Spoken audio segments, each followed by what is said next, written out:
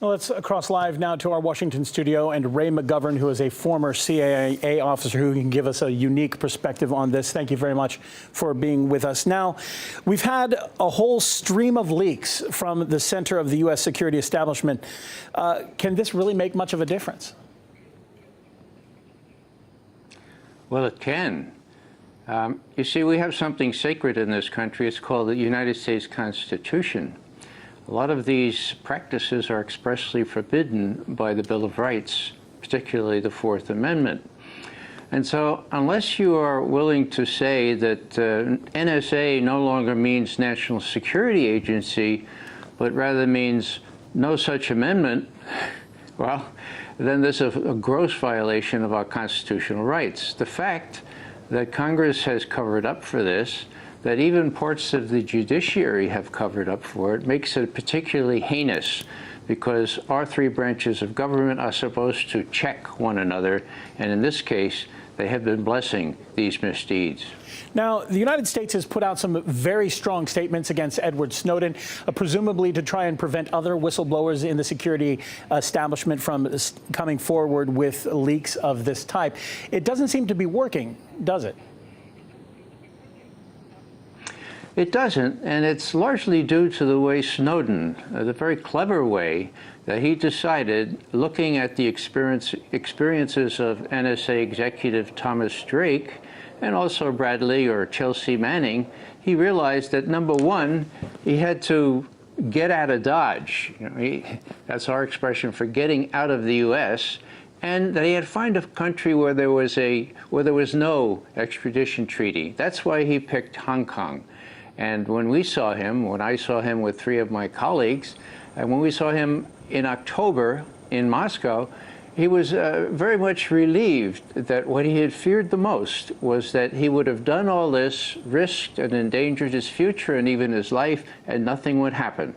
We told him, "Are you still afraid of that?" He smiled broadly and said, "No, I think that things are starting to happen." And then he looked at Tom Drake, and he realized, here's the guy who experienced 4 years of torture from the Justice Department, 9 lawyers on the case, okay, to accuse him falsely of treason.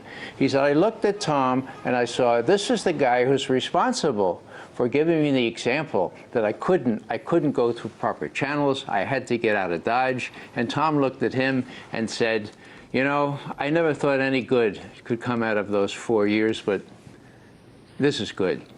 And so Snowden set the example. The fact that he's free now speaks volumes, and that other patriots are waiting in line to tell the rest of the American people the gross infringements on our rights.